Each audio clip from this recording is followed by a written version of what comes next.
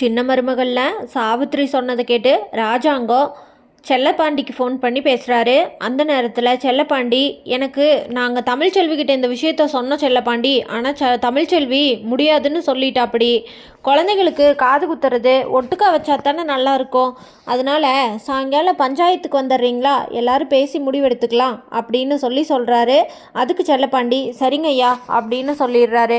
சாயங்காலம் பஞ்சாயத்துக்கு போகிறக்குள்ள வீட்டில் தமிழ்ச்செல்வி, எதுக்கு என்ன கேட்காம சரின்னு சொன்னீங்க, என்கிட்ட சொல்லியிருந்தீங்கன்னா நான் அவங்கக்கிட்ட நேரடியாகவே வர முடியாதுன்னு சொல்லிட்டு ஃபோனை வச்சுருப்பேன்ல. இப்போ தேவையில்லாமல் பஞ்சாயத்துக்கு போய் பஞ்சாயத்துக்காரங்க சொல்கிறாங்க, ஊருக்கு பெரியவங்க சொல்கிறாங்க, அதை நம்ம மதித்து தான் ஆகணும் அப்படின்னு ஒரு விஷயமும் நீங்கள் சொல்லி என்னை நான் இழந்தது தான் அதிகம் அப்படின்னு சொல்கிறாங்க தமிழ்ச்செல்வி. செல்லப்பாண்டியோட அம்மா தமிழ்ச்செல்விக்கிட்ட, இந்த தமிழ், நீ சொல்கிறதெல்லாம் எங்களுக்கு புரியுதுத்தா, ஆனால் பெரிய வீட்டிலேருந்து கூப்பிடும்போது நம்ம போகாமல் இருந்தோம்னா அது மரியாதை இல்லாத மாதிரி இருக்கும்ல. அதனால் நம்ம போய் அங்கே என்ன ஏதுன்னு பேசிட்டு நம்மளோட முடிவு என்னவோ அதை நேரில் சொல்லிடலாம். இப்போது உங்கள் அப்பா செல்லப்பாண்டி அவங்கக்கிட்ட வரேன்னு சொல்லிட்டான். இப்போது வரலைன்னு நம்ம சொன்னோம்னா அது அவங்கள மதிக்காத மாதிரி இருக்கும்ல. அதனால் நம்ம எதாக இருந்தாலும் நேரில் போய் பேசி பார்த்து சொல்லிட்டு வரலாம் ஐயா. நம்மளோட இதனால தான் நாங்கள் வரல அப்படின்னு சொல்லிடலாம். நீ வாமா தமிழ் கொஞ்சம் அப்படின்னு சொல்கிறாங்க செல்லப்பாண்டியோட அம்மா.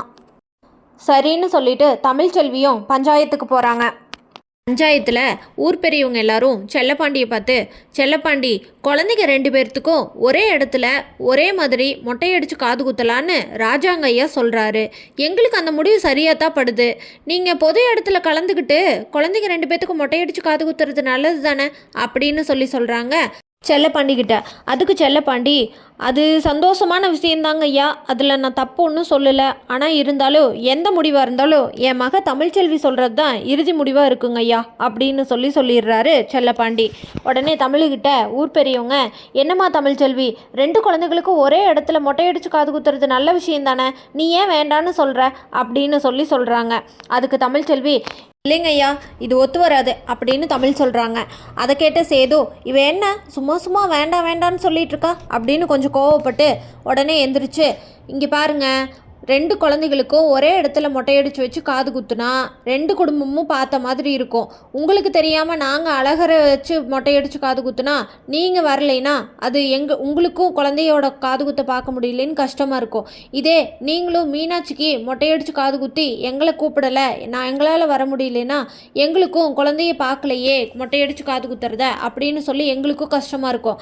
அதனால தான் எங்கள் அப்பாவும் நானும் நீங்கள் எங்களோட விசேஷத்தில் கலந்துக்கணும், 2 குழந்தைகளுக்கும் பொதுவான இடத்துல வச்சு மொட்டையடிச்சு காது குத்துனா 2 குடும்பமும் சந்தோஷமாக இருக்கும். அதே மாதிரி 2 குழந்தைகளோட மொட்டையடிச்சு காது குத்துறதையும் 2 குடும்பமும் பார்த்த மாதிரி இருக்குங்கிற ஒரே காரணத்துக்காக தான் ஒரே இடத்துல மொட்டையடிச்சு காது குத்தலான்னு சொல்கிறோம் அப்படின்னு சொல்கிறாங்க சேது. நீங்கள் சொல்கிறதெல்லாம் சரிதான், ஒன்னொன்றுக்கும் இப்படி நான் அனுசரித்து அவங்க கஷ்டப்படுவாங்க இவங்க கஷ்டப்படுவாங்கன்னு நினச்சி ஊர்க்காரங்க சொன்னங்காட்டி தான் நானும் என்னோட 2 குழந்தைகளை, ஒரு குழந்தை அங்கேயும் இன்னொரு குழந்தை எங்கிட்டையும் இருக்கிறதுக்கு ஒத்துக்கிட்டேன். ஆனால் இப்போ என் குழந்தை என்னை விட்டுட்டு வேற ஒருத்தி அம்மானு கூப்பிட்றத என்னால் எப்படி ஏற்றுக்க முடியும் சொல்லுங்கள். ஒரு தடவையும் உங்களுக்காக நான் அனுசரித்து போய் இழப்பீடு என்னமோ எனக்கு தான்.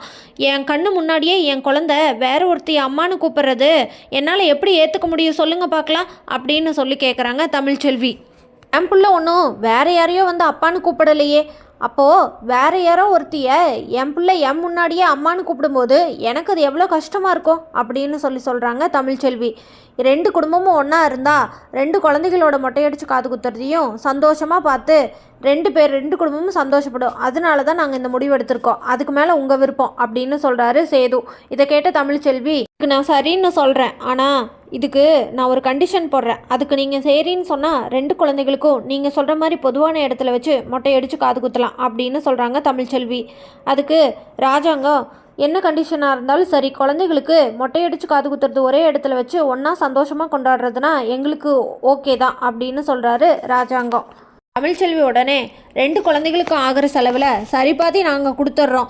அதுக்கு சரின்னு சொன்னால் இந்த மொட்டையடிச்சு காது குத்துற ஃபங்க்ஷனை ஒரே இடத்துல ஒன்றா வச்சுக்கலாம் அப்படின்னு சொல்கிறாங்க.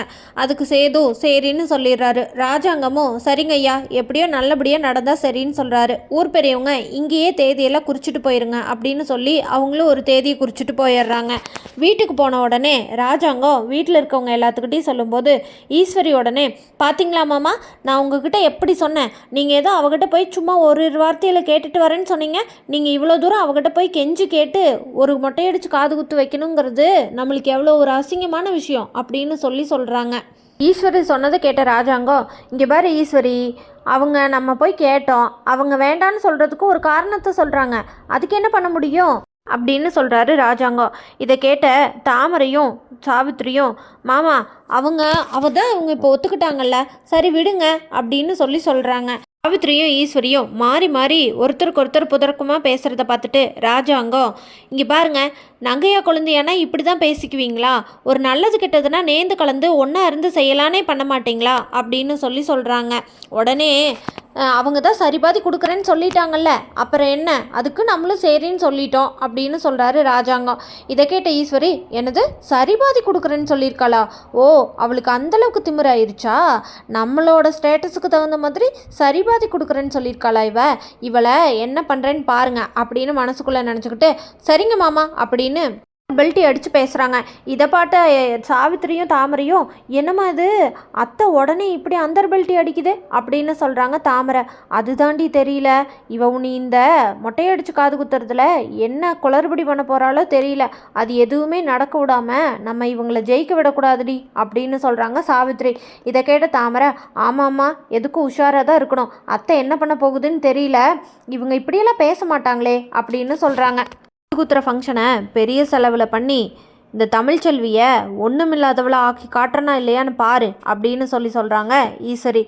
இதை கேட்ட சித்ரா, ஆமாம்மா அவளுக்கு அப்படி பண்ணாதான் கொஞ்சமாவது திமிர் அடங்கும் அப்படின்னு சொல்கிறாங்க. வசந்தி தமிழ்ச்செல்விக்கிட்ட, இந்த புள்ள தமிழ், அவ்வளோ பணத்துக்கு நம்ம எங்கே புள்ள போகிறது அப்படின்னு சொல்கிறாங்க. அதுக்கு தமிழ்ச்செல்வி, எனக்கும் தெரியல, ஆனால் என்ன பண்ணுறது, இதுக்கு தான் நான் அவங்க கூட சேர்ந்து வைக்க வேண்டான்னு சொன்னேன் அப்படின்னு சொல்கிறாங்க. ஏதோ ஒரு வகையில் பணத்தை புரட்ட பார்க்கலாம், நான் இதனால தான் அவங்களோட சேர்ந்து பண்ண வேண்டான்னு சொன்னேன். இப்போ நம்ம சேர்ந்து சரி பங்கு நான் கொடுக்கலேன்னு சொல்லியிருந்தா அந்த வீட்டில் இருக்கவங்க என்ன தெரியுமா சொல்லியிருப்பாங்க, ஓசியில் வந்து பிள்ளைக்கு மொட்டையடிச்சு காது குத்திட்டு போகிறா பாரு அப்படின்னு சொல்லுவாங்க. அந்த வீட்டில் இருக்கவங்களாம் எப்படி பேசுவாங்கன்னு உங்களுக்கே தெரியும்ல அப்படின்னு சொல்கிறாங்க.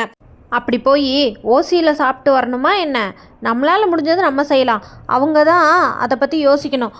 நம்மளால் எவ்வளோ முடியும்னு அவங்களுக்கு தெரியும்ல, அதுக்கு தகுந்த மாதிரி செலவுகளை கம்மி பண்ணிட்டு விசேஷத்தை நடத்துகிறது தான் எல்லாத்துக்கும் நல்லது. அவங்களா தானே இறங்கி வந்தாங்க, அவங்களே வந்து கேட்கட்டும், அதுக்கப்புறமா என்ன ஏதுன்னு நம்மக்கிட்ட கலந்து பேசினாங்கன்னா பேசிக்கலாம் அப்படின்னு சொல்கிறாங்க தமிழ்ச்செல்வி. தமிழ்ச்செல்வி இந்த ஃபங்க்ஷனை நல்லபடியாக நடத்தி முடிப்பாங்களா, இல்லை காசுக்கு எவ்வளோ சிரமப்படுவாங்கன்னு தெரிஞ்சுக்க நம்ம சேனலை மறக்காமல் லைக், ஷேர் அண்ட் சப்ஸ்கிரைப் பண்ணிக்கோங்க.